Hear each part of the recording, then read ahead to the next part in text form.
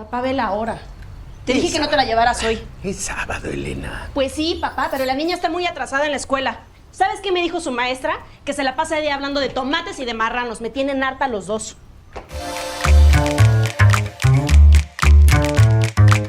Hey, Cristobal. How are you?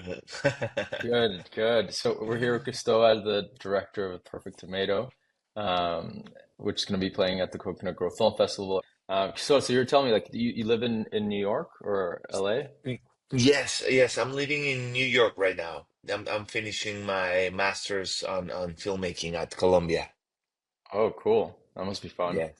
Yeah, yeah, it's And it's very fun. how, I'm loving it. how did you meet Juan Carlos? Did he make the music for your film? Yes, yes, he Yeah. did. It was, I mean, he's such a nice person, like so easy to work with and like super open. And another friend, Sebastian Green, he's from he was on the festival Yeah, last he year. was at the festival last year. He was awesome. Yeah, yeah, he's awesome. And in one of his short films, he worked with him. So Juan Carlos. So Yeah. and I love the music. I'm like, hey, you know, how's this guy to work with? You think he'll, you know, how is he? Is it to collaborate? He's like, oh, he's the best. Try it. I looked into him, and then I contacted him, and he was so open. And oh yeah, let's do it. He liked the story. He had some ideas, which I love what he did with, you know, some very Mexican instruments to, you know, but like all, so like traditional instruments, but making it feel, so I don't know, what he brought to the table so quickly with his ideas, I found it fascinating. It was so good.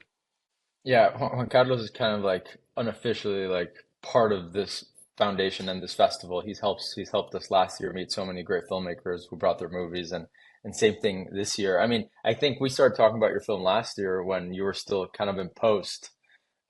So we couldn't do it for last year's Yes, I was festival, but imposed. yeah, yeah. Hmm. So tell us about the movie. What Yeah, what no, I remember. like Yeah, that's what it. what's the Mhm. genesis?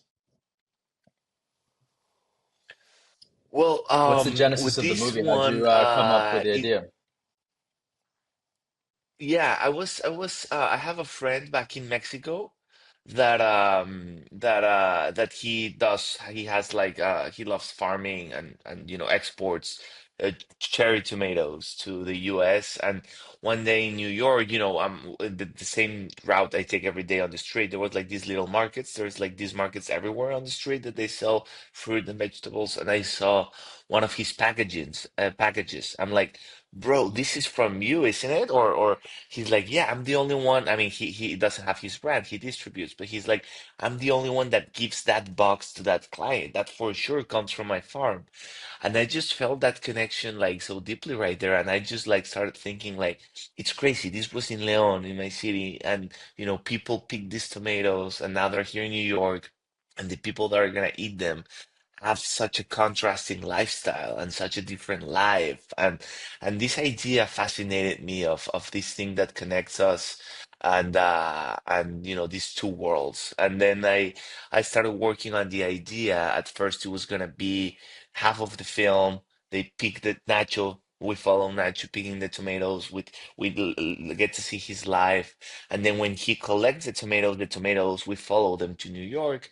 And then a musician buys them, a very famous musician, but kind of depressed. So it was gonna be like these two contrasting lives, but it was getting Hmm. too big and too ambitious. And I'm like, okay, okay, I'm gonna focus on Nacho because I started feeling a lot of, I started liking his you know, the development of the character.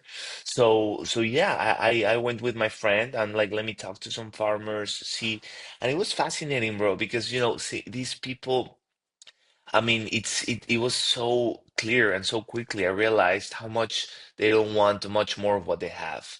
And they're like, no, I don't want a promotion. No one wanted a promotion because they're fine. Why do they want more money? They have enough to go on weekends when they get their beers, get milk to their house, and you know, their expenses are so low. They don't, they're like, why do I want more? So this, I found that fascinating. I'm like, I have to tell this story of, you know, not everything is success, not everything is ambition and more and more. And yeah, that's how it all started. That's awesome. Was it part of this Columbia program that you're doing right now? Yeah, Yes, yes. It wasn't the thesis, but it was a big project that it's part of the program. Yes. that's wonderful.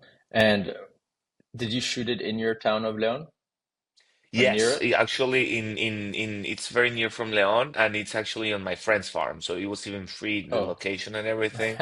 Yeah, so that was perfect. Yeah, in one of the greenhouses he operates. that's awesome. And Yeah, was it so crew like was it like crew and people that he worked with in Mexico, or did you start bring some more collaborators from the US as well? my producer Mitch Camarda, he's my he's with me in school, so yeah, he's my friend and my collaborator. So he did fly with me from here, and the DP Brendan Sweeney, he's an amazing filmmaker. He's from LA, so he's a close friend, but from work I had in LA before, and I called him. I'm like, bro, do you want to do this? It's in Mexico, and and I really wanted to collaborate with you all this time because we've been working on different things and never in the same film.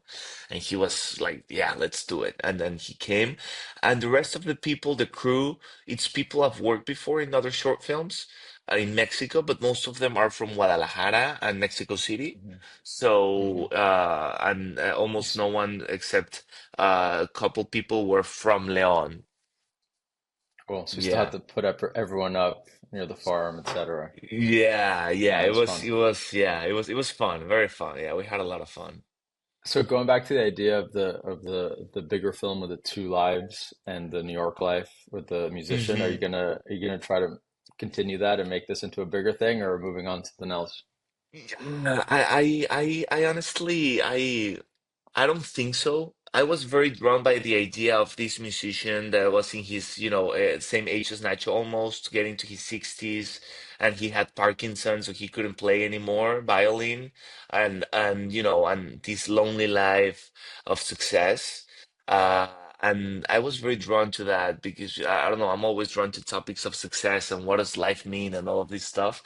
But I don't know. I don't know. And that's actually a person I met once in a trip I did myself. It was a guy, he was in his 80s and he had Parkinson, and he was the lead violinist in Houston Orchestra or something. Like he was very good, and I just and I have that character there. I might use him again eventually, but not like in this format or in in this story, how I told you Yeah, specifically. yeah. When you love a character, they'll pop up somewhere else. I remember my brother had this idea to do this entire movie about a depressed bullfighter.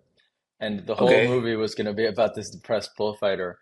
Uh-huh. We didn't make that movie, but then in our movie, which ended up being this kind of like teen comedy that takes place in Italy, these Okay. teenagers on vacation meet a depressed bullfighter at the bar who's getting Uh, drunk. So yeah, that's they always funny. come Yeah. back. They always come back. Yeah, they stay there in the Yeah, back of the head always. Yeah. yeah. Mm, Well, Cristobal, I'm very excited to meet you in a couple of weeks. I know you're here me in too, Miami Felipe. going to the Dolphins game today. Yeah. I'm here in a different part of town, but we're gonna have a blast. Your film's playing on day one. Now that's great. And I appreciate that. and Yeah. okay, so I thank you Yeah. so much, man. I really appreciate it. Can't wait to share No, your thank you, movie Felipe. with the people of Coconut Grove. And see you No, soon, man. amazing. Thank you so No, much. thanks. Thanks for the consideration and everything, man. It was a pleasure